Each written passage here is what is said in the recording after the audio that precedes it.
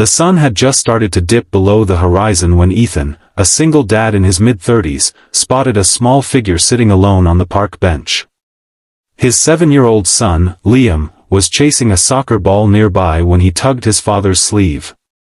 "Dad, that girl's been sitting there a long time," he whispered. Ethan turned. The girl couldn't have been more than 6, tangled hair, a pink dress stained with dirt, clutching a stuffed bunny to her chest. She looked lost. He approached slowly. "Hey, sweetheart, are you okay? Where's your mom or dad?" No answer. Just wide, scared eyes. It was getting dark. The playground had emptied.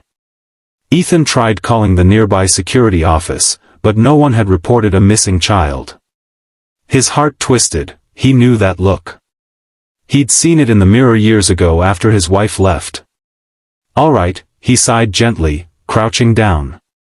"How about you come with us? Just until we find your parents." The little girl hesitated, then nodded. Liam offered her half of his chocolate bar, and she managed a shy smile. By the time they reached Ethan's small suburban house, the sky was painted in dusky purple. He rang the doorbell with the girl standing beside him. The door opened, and Ethan froze. Standing there was a woman he never expected to see again. Ethan's breath caught in his throat. "Lila," he whispered. The woman at the door blinked, her face draining of color. "Ethan." Her gaze dropped to the little girl clutching his hand. "What are you doing here, with her?" The little girl gasped and ran straight into Lila's arms. Ethan stood frozen, trying to make sense of it all.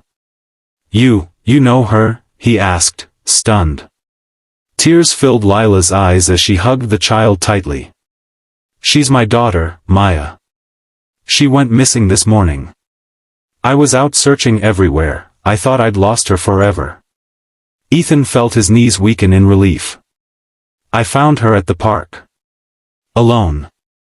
I didn't know." Lila nodded, still trembling. "Thank you. You have no idea what this means to me." For a long moment, silence hung between them.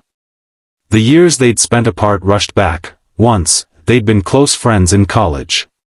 He remembered the laughter, the long talks, the connection that had quietly slipped away when life got complicated. Liam peeked from behind his father's leg, holding Maya's bunny. "She forgot this," he said softly. Lila smiled through her tears and took it. "Thank you, sweetheart." Ethan looked at her, really looked. She seemed tired, but stronger, softer somehow. "I'm just glad she's safe," he said, his voice low. Before he could step back, Lila touched his arm. "Wait, please. Come in. I owe you more than a thank you." Ethan hesitated, but then, seeing Maya's small hand wave at Liam, he nodded. As they stepped inside, the air filled with warmth and the faint scent of cinnamon. He didn't know it yet, but this night was about to change all of their lives forever. The moment Ethan stepped inside, memories hit him like a quiet storm. The house was cozy, warm light spilling across the wooden floor, children's drawings taped on the fridge, the faint hum of a lullaby from another room. He hadn't been in Lila's world for nearly 8 years. She handed Maya a cup of milk, then turned to Ethan. "You really don't know what you just did," she said softly. "I was out of my mind all day, the police, the park, the whole neighborhood." Ethan shook his head. "I'm just glad I found her before it got dark." For a moment, their eyes met, and the old familiarity flickered. Back then, before life took them down different roads, they had almost been something more. But she had married another man, and Ethan had walked away quietly, focusing on raising his son after his wife left. "How's Liam's mom?" she asked hesitantly. He gave a faint smile. "Gone. 3 years now. It's just me and him." Lila's expression softened with empathy. "You've done well, Ethan. He's a good boy." Ethan looked toward the kids, now laughing softly as they built a tower of toy blocks. They seem to get along already, he said. Lila smiled, but there was a trace of sadness in it. Maya's father, he left before she was born. Guess both our stories got a little messy. Ethan exhaled deeply. Maybe that's what makes us human. For the first time, the heaviness in the room lifted. The past still lingered, but so did something else, a quiet comfort neither of them had felt in years. Outside, the rain began to fall, soft and steady, as if washing away the distance between them. The rain outside had turned into a steady downpour. Thunder rumbled in the distance, but inside, the house glowed with a calm warmth. Ethan sat at the kitchen table, sipping coffee while the kids played under a blanket fort in the living room. It's strange, Lila said quietly, sitting across from him. You always used to show up when I needed someone the most. Back in college, and now, again. Ethan smiled faintly. Maybe I just have good timing. She looked down, fingers tracing the edge of her mug. No. It's kindness. You never changed. They talked for hours, about lost years, parenting alone, the silent battles of raising kids without a partner.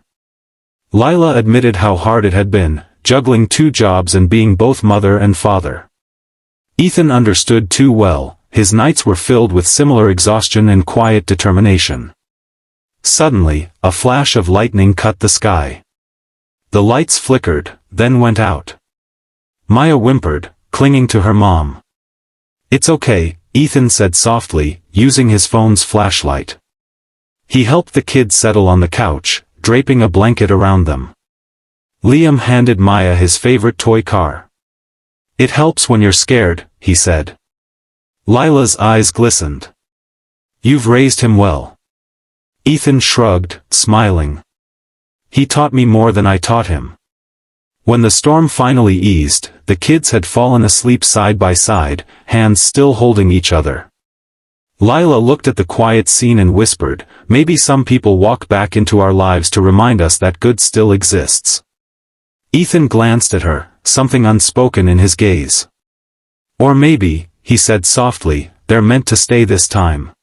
The morning sunlight slipped through the curtains, painting the living room in gold. Maya and Liam were still asleep on the couch, their small hands intertwined, 2 little souls who'd found comfort in each other overnight.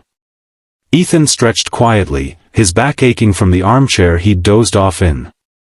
Lila was already in the kitchen, humming softly as she poured coffee. Morning, she said with a shy smile. I didn't want to wake you. You looked peaceful. He chuckled. That's rare for a single dad. They shared a quiet laugh. Then, for a moment, the air shifted, gentle, almost hopeful. Lila looked toward the children. They look like they've known each other forever. Maybe they'll remind us how to start again, Ethan said softly. She hesitated, then took a breath. I meant what I said last night. You didn't just bring my daughter home, you brought back a piece of hope I thought I'd lost. Ethan's voice was low, steady. Maybe hope just needed someone to open the door. For a long second, they stood there, 2 people who had lost so much, yet somehow found something new in the ruins. When the kids woke, laughter filled the house again, bright, unguarded, alive. Maya tugged Ethan's sleeve. Can we all go to the park together? He smiled. I think that's a great idea. As they stepped outside into the fresh morning light, the storm-washed sky stretched wide above them, clear, endless, full of promise. Sometimes, life doesn't give second chances. But when it does, they often arrive softly, in a child's smile, a knock on the door, or a stranger who cared enough to stop and help.